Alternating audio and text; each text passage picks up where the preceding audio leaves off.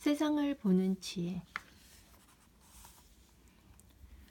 오늘날 모든 게 절정에 이르렀다.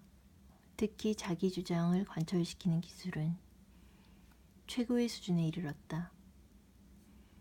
오늘날의 지혜로운 사람 한 명은 예전에 지혜로운 사람 7명이 가진 것보다 더 많은 것을 갖고 있다. 따라서 오늘날 한 사람을 제대로 다루기 위해서는 옛날의 전 민중을 다루는 것보다 더 많은 지혜와 노력이 필요하다.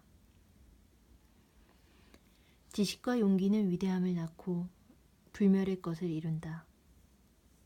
지식과 용기야말로 불멸이기 때문이다. 사람은 누구나 자신이 아는 만큼 행할 수 있으므로 지혜로운 자는 모든 것을 행할 수 있다. 반면 무지한 인간은 암흑의 세계를 산다. 통찰과 힘의 관계는 눈과 손의 관계와 같다. 용기가 뒷받침해주지 않는 지식은 아무것도 이루지 못한다. 가슴과 머리, 이 둘은 인간 능력의 양대축이다. 둘 중 하나가 없으면 행복은 반감된다. 지성만으로는 되지 않는다. 마음이 뒤따라야 한다. 어리석은 자는 자신의 지위와 직무, 재산, 사람들과의 교류에서 자신의 소명을 잊음으로써 불행을 자초한다.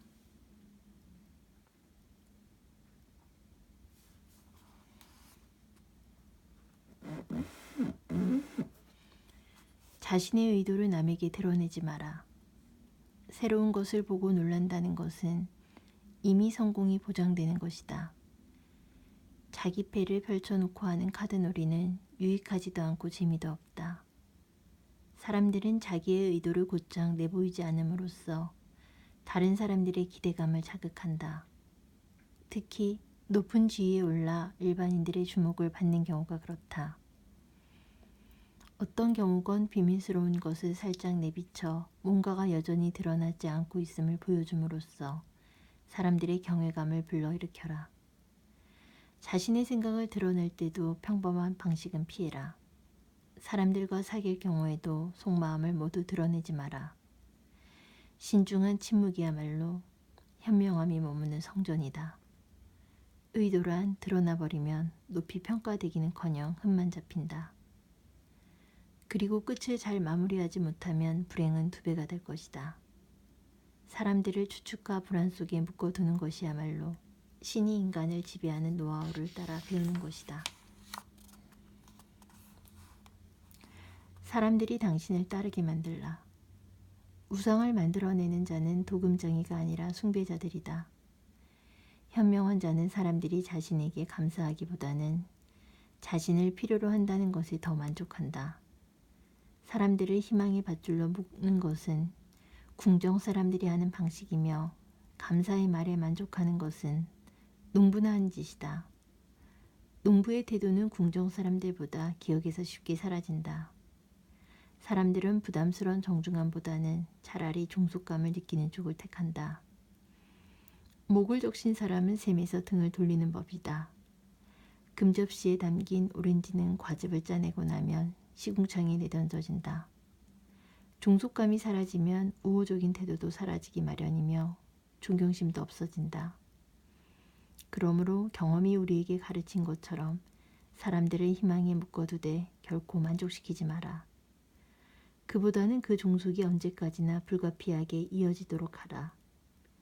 그대의 주인이 왕관을 쓴 군주인 경우에도 그러나 이런 일을 너무 과도하게 밀고 나가선 안 된다. 그리 되면 사람들은 은연중에 그대가 잘못을 범하기를 바랄 것이다.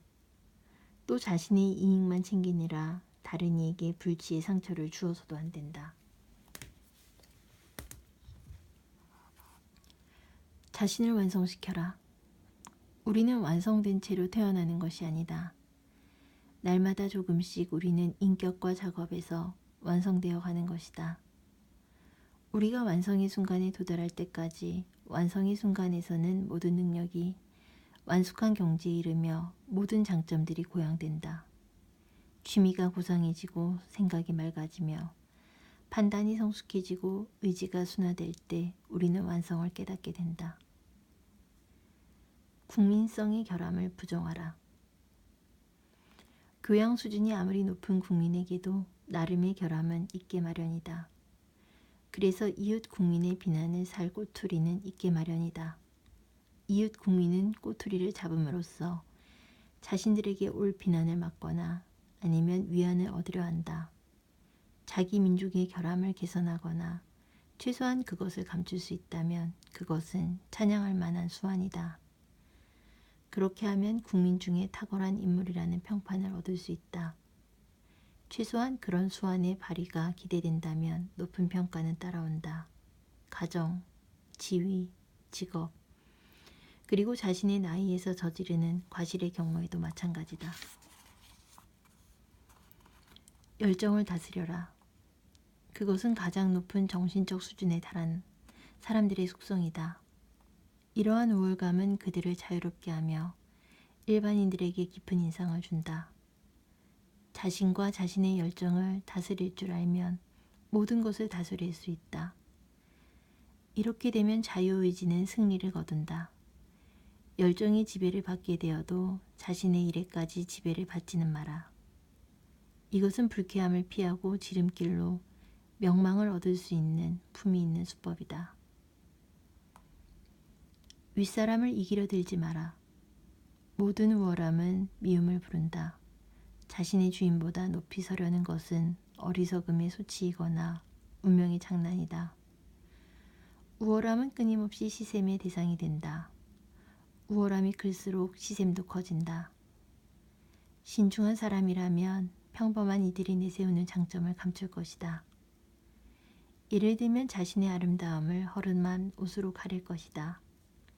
행복한 여건이나 기질은 흔쾌히 양보해도 지성에서 뒤처지는 것을 견뎌낼 사람은 없으리라. 행복과 명예. 행복은 무상하지만 명예는 불멸의 것이다. 행복은 살아있는 동안 누리는 것이고 명예는 그 후에 찾아오는 것이다. 행복은 갈망의 반대이고 명예는 망각의 반대이다. 행복은 소망의 대상이며 때로는 조장되기도 한다. 명예는 획득되는 것이다. 명예에 대한 소망은 그 가치에서 비롯되는 것이다. 명예의 여신 파마는 거인족의 자매였고 지금도 그러하다. 명예의 여신은 끊임없이 비범한 것, 기괴한 것, 기적과 같은 것, 또한 혐오나 갈채의 대상을 추구한다. 사물과 그 외양, 사물이 가진 본질적인 면만으로는 충분하지 않다. 그것을 둘러싼 주변 상황도 필수적인 것이다.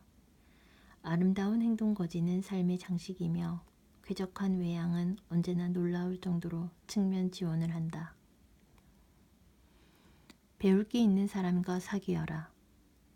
우정어린 사귐은 지식의 학교이며 배움을 주는 배움의 길이다. 그대의 벗을 스승으로 삼아 배움의 유익함과 흥겨운 만족을 동시에 누리도록 하라. 우리는 대개 이해관계에 따라 사람들에게 접근한다. 그러나 여기 한 수 더 높은 방식이 있다. 배포 있는 궁정 사람의 집은 허영에 찬 궁전보다 더 큰 위대한 무대이다. 사려 깊은 사람은 궁정 사람의 집을 더 자주 방문한다. 우리 주위에는 세상을 사는 지혜로 명성을 떨친 사람들이 있다. 그들은 비범한 사례들과 교류, 위대한 예언을 통해 우리에게 가르침을 주는 동시에 그들을 둘러싼 무리들이 모여 훌륭하고 고귀한 지혜를 전파하는 학당을 열고 있다.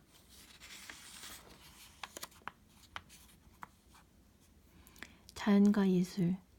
자연은 진료이고 예술은 그 진료로 빚은 작품이다. 어떠한 아름다움도 그것을 뒷받침하는 도움이 없으면 세상에 존재할 수 없으며 완전함은 예술에 의해 더 높은 단계로 오르지 못할 때 야만으로 전락한다. 예술은 결함을 보완하고 좋은 것을 완성시킨다. 자연은 그 자체가 우리를 최상의 상태에 있게 하지만 우리는 그 상태를 벗어나 예술로 향한다. 예술이 없다면 자연 상태는 최상이었던 씨앗이라도 완숙의 경지에는 이르지 못한다. 완전함도 사람의 손으로 더 가꾸지 않으면 부족한 것으로 머물며 인간은 인위적인 교육을 받지 못하면 거친 품성을 버리지 못한다. 어떠한 종류의 것이든 완성을 위해서는 연마가 필요한 것이다. 도움을 주는 지혜로운 사람을 곁에 두라. 권력자의 행운은 탁월한 통찰력을 가진 사람을 자기 편에 둘 수 있다는 데 있다. 지혜로운 사람들을 신복으로 삼을 수 있다면 그것은 엄청난 힘이 될 것이다. 우리보다 우월한 자를 신복으로 삼는다는 것은 인생에 있어 최고의 일이며 둘도 없는 환희이다. 얇은, 길고 인생은 짧다. 무지한 자는 삶을 영위하고 있는 것이 아니다. 그러므로 노력을 낭비하지 않은 채 여러 사람의 가르침을 받아 모든 것을 알게 되는 것이 현명한 것이다.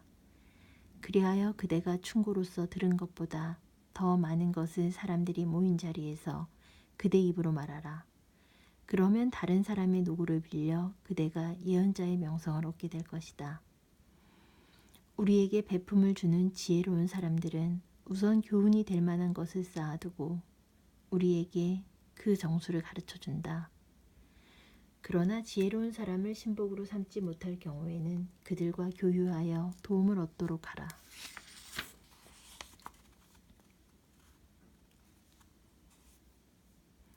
그대의 의도를 때로는 감추고 때로는 내보이며 행동하라. 인간의 삶이란 사악함과 투쟁이다.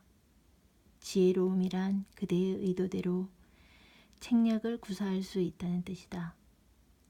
지혜가 행하는 것은 뜻한 바 그대로가 아니라 그저 속이기 위한 것이다. 지혜는 노련하게 허세를 부리지만 나중에 보면 예기치 않았던 것을 이루며 끊임없이 자신의 책략을 감추려 든다. 지혜가 뜻한 바를 내보이는 경우는 적의 주의를 다른 곳으로 돌리려 할 때이다. 그러나 곧 다시 돌아서서는 누구도 생각하지 못했던 승리를 거둔다. 허나 그에 앞서 지혜는 주의를 기울여 차후의 일을 예리하게 통찰해내며 치밀하게 생각을 거듭한다. 지혜로운 자는 언제나 사람들이 보여주는 것의 이면을 파악할 줄 알며 짐짓 아무것도 모르는 표정도 지을 줄 안다. 적이 의도한 바를 처음으로 보여줄 때는 언제나 그냥 흘려보내고 두 번째, 세 번째의 것을 기다려라. 연기는 기교를 더하고 한층 높은 단계에 이르며 심지어는 진실을 드러내 속이고자 한다. 술책을 숨기기 위해 연기의 방식이 달라진다. 그리하여 실제의 것이 위장된 것으로 나타나며 이때 기만은 완전한 정직함을 기반으로 하게 된다. 그러나 깨어있는 지혜는 관망할 줄 알며 날카로운 눈매로 비단에 감추어진 어둠을 통찰한다. 지혜는 솔직하게 보일수록 더 기만적이었던 그 의도의 암호를 풀어낸다. 바로 그러한 방식으로 피톤의 관계는 모든 것을 꿰뚫는 아폴론의 빛에 대항하는 것이다.